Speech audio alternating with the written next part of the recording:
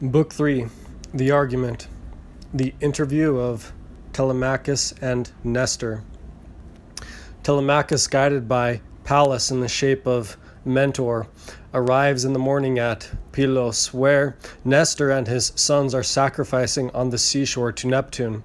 Telemachus declares the occasion of his coming, and Nestor relates what passed in their return from Troy, how their fleets were separated, and he never since heard of Ulysses. They discourse concerning the death of Agamemnon, the revenge of Orestes, and the injuries of the suitors. Nestor advises him to go to Sparta and inquire further of Menelaus, the sacrifice ending with the night. Minerva vanishes from them in the form of an eagle. Telemachus is lodged in the palace.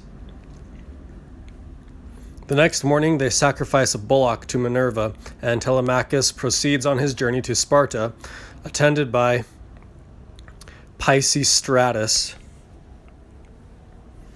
The scene lies on the seashore of Pylos.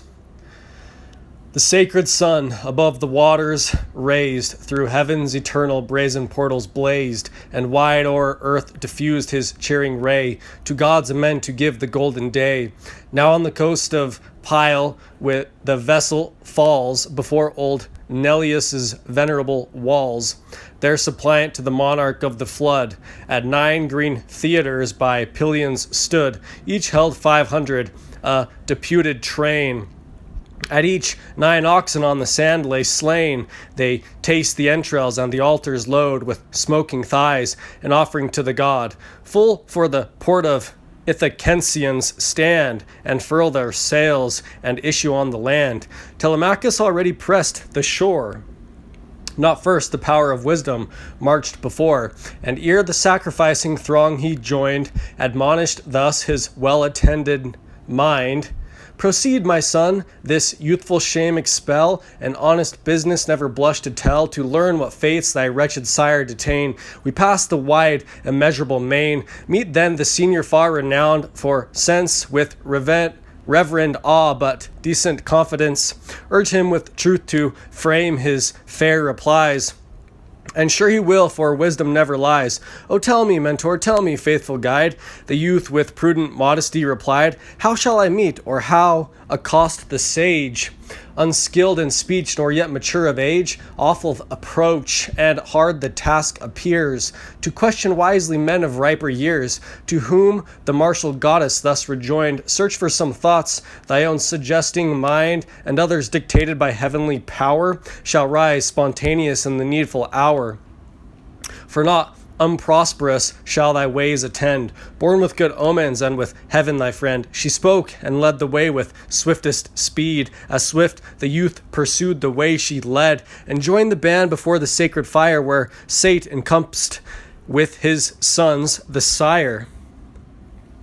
The youth of Pylos, some on pointed wood transfixed the fragments, some prepared the food. In friendly throngs they gathered to embrace their unknown guests, and at the banquet place Pisistratus was first to grasp their hands, and spread soft hides upon the yellow sands. Along the shore the illustrious pair he led, where Nestor sate with the youthful Thrasimid. To each a portion of the feast he bore, and held the golden goblet foaming o'er.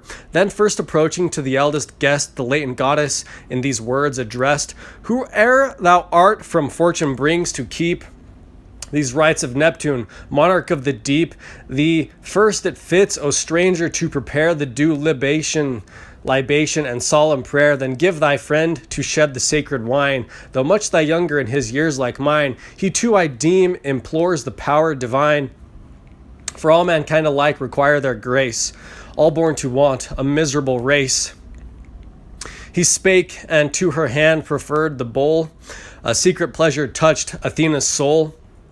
To see the preference due to sacred age, regarded ever by the just and sage, of ocean's king she then implores the grace. O thou whose arms this ample globe embrace, fulfill our wish and let the glory shine on Nestor first and Nestor's royal line. Next grant the Pylian states their just desires, pleased with their hecatombs, ascending fires, last deign Telemachus and me to bless and crown our voyage with desired success. Thus she, in having paid the right divine, gave to Ulysses' son the rosy wine. Suppliant he prayed, and now the victims dressed, they drank, divide, and celebrate the feast. The banquet done, the narrative old man, thus mild the pleasing conference began. Now, gentle guests, the genial banquet o'er, it fits to ask ye what your native shore, and whence your race, on what adventure say.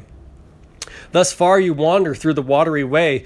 Relate if business or the thirst of gain, engage a journey o'er the pathless main, where savage pirates seek through seas unknown the lives of others venturous of their own, urged by the precepts by the goddess given, and filled with confidence infused from heaven. The youth whom Pallas, destined to be wise and famed among the sons of men, replies, Inquirest thou, father, from what coast we came, O grace and glory of the Grecian name, from where high Ithaca o'erlooks the floods?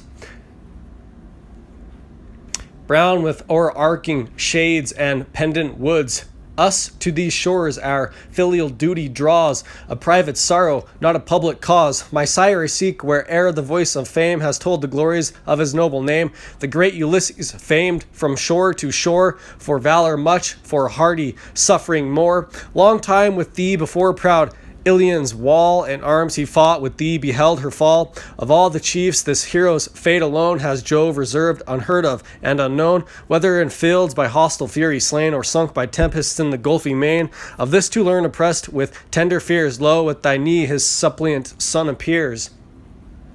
If o'er thy certain eye or curious ear have learnt his fate, the whole dark story clear, and know whate'er heaven destined to betide, let neither flattery soothe nor pity hide. Prepared I stand, he was but born to try the lot of man, to suffer and to die. O then, if ever through the 10 years' war the wise, the good Ulysses claimed thy care, if e'er he joined thy counsel or thy sword, true in his deed and constant to his word, for as thy mind through backward time can see, search all thy stores of faithful memory. 'Tis sacred truth I ask, and ask of thee. To him experienced Nestor thus rejoined, O friend, what sorrows dost thou bring to mind? Shall I long the laborious scene review, and open all the wounds of Greece anew? What toils by sea were dark in quest of prey? Dauntless we roved, Achilles led the way. What toils by land were mixed in fatal fight, such numbers fell, such heroes sunk tonight. There Ajax, great Achilles, there the brave, there wise Patroclus, Phil, and early grave. There too my son, once my best delight, once swift of foot and terrible in fight, in whom stern courage with soft virtue joined, a faultless body and a blameless mind. Antilochus, what more can I relate? How trace the tedious series of our fate?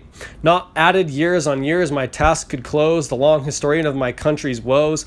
Back to thy native islands mightst thou sail, and leave half heard the melancholy tale. 9 painful years on that detested shore, what stratagems were we formed, what toils we bore, still laboring on, till scarce at last we found great Jove propitious and our conquest crowned. For o'er the rest thy mighty father shined, in wit and prudence and in force of mind. Art thou the son of that illustrious sire? With joy I grasp thee and with love admire. So like your voices and your words so wise, who finds thee younger must consult his eyes.